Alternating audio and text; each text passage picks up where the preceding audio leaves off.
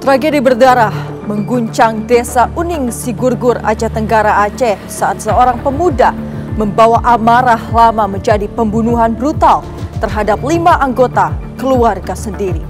Dalam sekejap, kediaman desa berubah menjadi ladang kematian, memicu perburuan selama 8 hari di hutan lindung yang berujung penangkapan pelaku pembunuhan.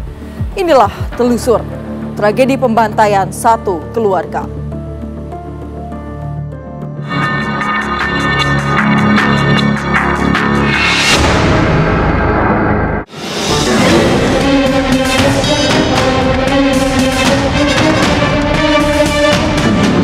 Ada motif sakit hati dan dendam kepada keluarganya ibu tersangka.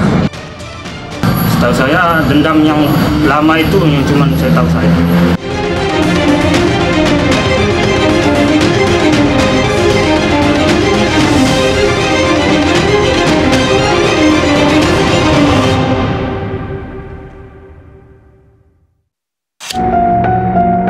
Darah menetes di desa Uning Sigurgur, Babul Rahman, Aceh Tenggara, Aceh, saat seorang pemuda menebas 5 nyawa kerabatnya dan melukai 1 orang pada 16 Juni 2025 lalu. Peristiwa tragis itu terjadi tiba-tiba tanpa peringatan, mengoyak kedamaian satu kampung yang selama ini tak pernah mencurigai bahaya di antara mereka. Warga menemukan 2 anak, Laura 13 tahun dan Fajri 4 tahun, tewas di ruang tamu sebuah rumah. Sementara di rumah lainnya, pelaku menghabisi Elvi 16 tahun, Nayan Basri 50 tahun, dan Dayat 26 tahun. Satu korban selamat, Takni Matiah 51 tahun. Ia mengalami luka parah dan dibawa ke RSUD Sahudin, Kuntan Cane. Pelaku pembantaian ini adalah Ardi Syahputra. Masih ada hubungan keluarga dengan para korban. Ia melarikan diri ke dalam perkebunan di kawasan hutan lindung Lauser. Berteriakan ku dengar. Siap berteriak, aku tengoklah udah bersimbah darah situ. Minta tolong dia. Jadi aku minta bantuan sama masyarakat. Masyarakat pun lagi sunyi di kampung ini. Pergi aku ke kampung Uning Gugur sana cepat. Rupanya di kampung Uning Gugur pun udah ada lagi korban bikinnya. Berarti pas kejadian itu pelaku itu nampak betul lah. Nampak, dia nampaknya apa, cuma nampaknya dia masukkan parang ke sarungnya. Masukkannya parang ke sarungnya, engkolnya kereta. Lalu pergi dia. Selama 8 hari, Polres Aceh Tenggara menurunkan personil gabungan membelah lebatnya hutan dan mencari jejak pemuda berumur 25 tahun itu demi mengakhiri teror ini. Tanda keberadaan Ardi akhirnya terdeteksi. Pelaku selama melarikan diri hidup bersembunyi bersama ayahnya di kegelapan hutan jauh dari akses listrik dan jejak manusia. Polisi bergerak cepat pada Senin malam 23 Juni 2025 di Desa Majile. 2 kali letusan peringatan dari pistol polisi mengakhiri langkah pelaku. Karena membayono sempat ada akan melawan, tapi karena petugas kami sudah melakukan tembakan, yang bersangkutan langsung tiarap.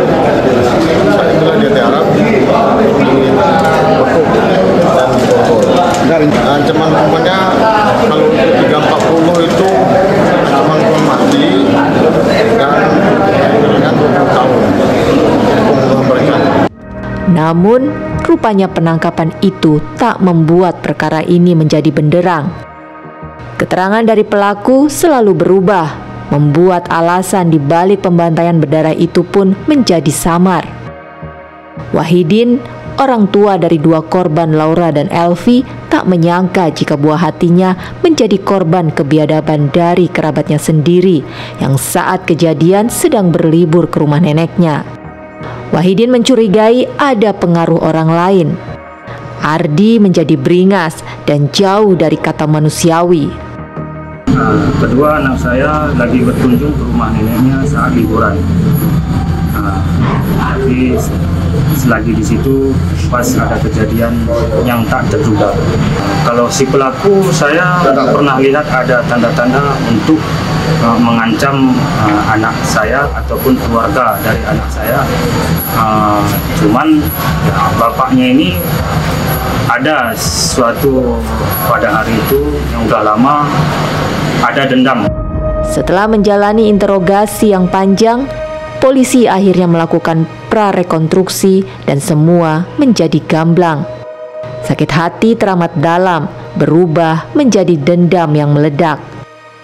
Ayah pelaku pernah dikeroyok keluar korban hingga terasing tinggal jauh di pedalaman.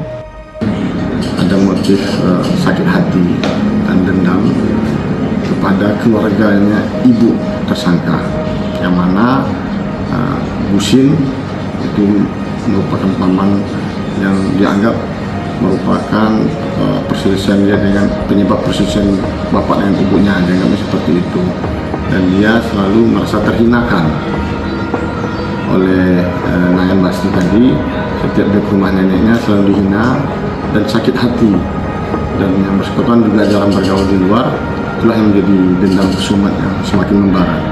Dan dari kecil yang bersangkutan hidup di hutan, setiap dia merasa lelah dengan tingkat sosialnya yang sudah dalam bawah garis kemiskinan, dia selalu ingat kejadian masa kecilnya yang dia selalu dihina oleh pamannya. Keluarga korban menuntut hukuman seberat-beratnya kepada pelaku, meski masih ada hubungan saudara. Mereka berharap Ardi Syaputra tak hanya dipenjara seumur hidup, tetapi juga dijatuhi hukuman mati agar keadilan ditegakkan.